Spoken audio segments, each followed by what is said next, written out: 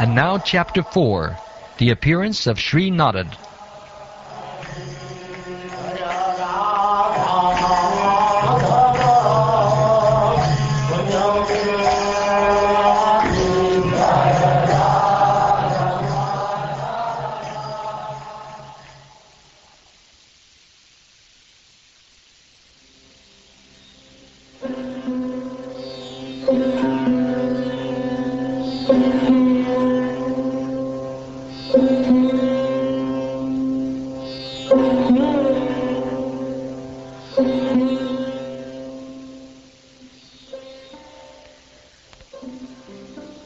On hearing Sutta Goswami speak thus, Shonaka Muni, who was the elderly, learned leader of all the rishis engaged in that prolonged sacrificial ceremony, congratulated Sutta Goswami by addressing him as follows.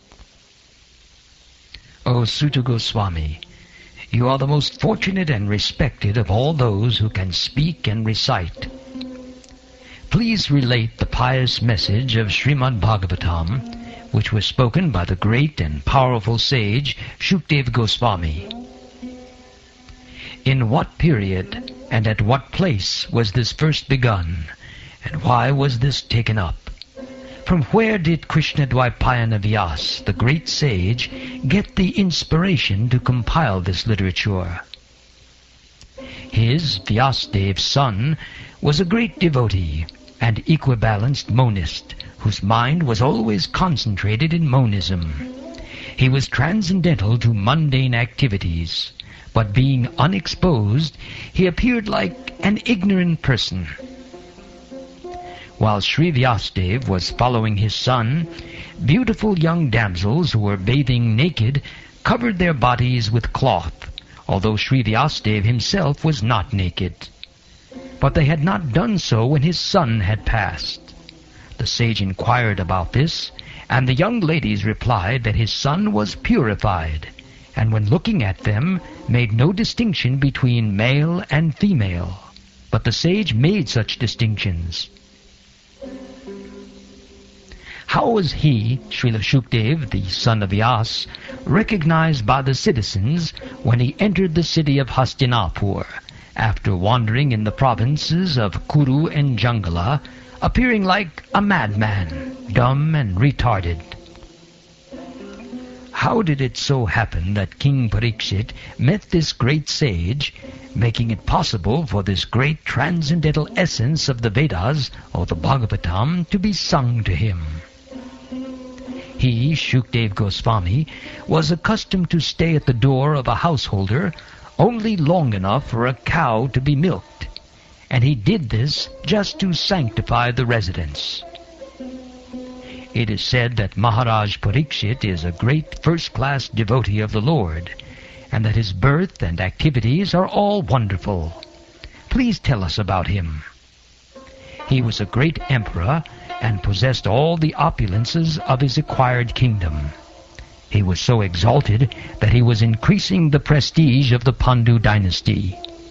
Why did he give up everything to sit down on the bank of the Ganges and fast until death?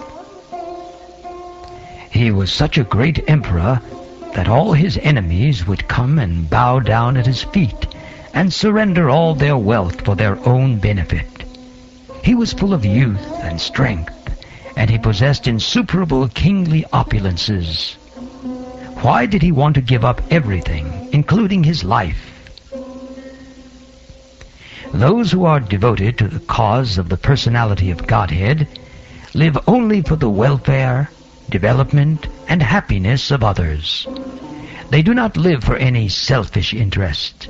So even though the emperor, Parikshit, was free from all attachment to worldly possessions, how could he give up his mortal body, which was shelter for others?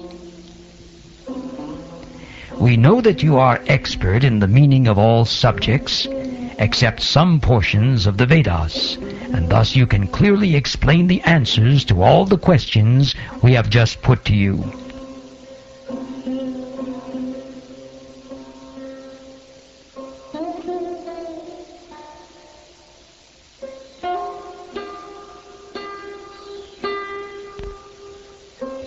Sutta Goswami said, "When the second millennium overlapped the third, the great sage Vyasadeva was born to Parashara in the womb of Satyavati, the daughter of Vasu.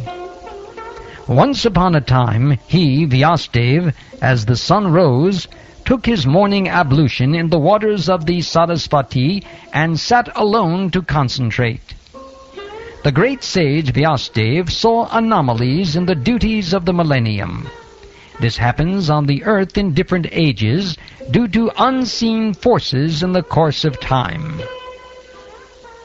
The great sage, who was fully equipped in knowledge, could see, through his transcendental vision, the deterioration of everything material due to the influence of the age. He could also see that the faithless people in general would be reduced in duration of life and would be impatient due to lack of goodness. Thus he contemplated for the welfare of men in all statuses and orders of life. He saw that the sacrifices mentioned in the Vedas were means by which the people's occupations could be purified. And to simplify the process, he divided the one Veda into 4, in order to expand them among men. The 4 divisions of the original sources of knowledge, the Vedas, were made separately, but the historical facts and authentic stories mentioned in the Puranas are called the 5th Veda.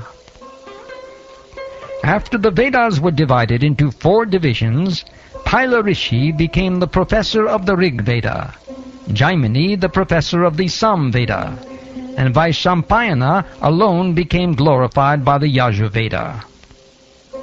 The Sumantu Muni, Angira, who was very devotedly engaged, was entrusted with the ignorant masses so they might be assimilated by less intellectual men. Out of compassion, the great sage thought it wise that this would enable men to achieve the ultimate goal of life. Thus he compiled the great historical narration called the Mahabharata for women, laborers, and friends of the twice-born.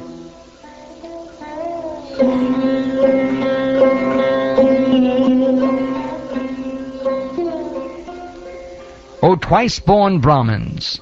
Still his mind was not satisfied, although he engaged himself in working for the total welfare of all people. Thus the sage, being dissatisfied at heart, at once began to reflect, because he knew the essence of religion, and he said within himself, "I have, under strict disciplinary vows, unpretentiously worshipped the Vedas, the spiritual master, and the altar of sacrifice. I have also abided by the rulings and have shown the import of disciplic succession through the explanation of the Mahabharata, by which even women, Shudras, and others, such as friends of the twice-born, can see the path of religion. I am feeling incomplete, though I myself am fully equipped with everything required by the Vedas. This may be because I did not specifically point out the devotional service of the Lord, which is dear both to perfect beings and to the infallible Lord."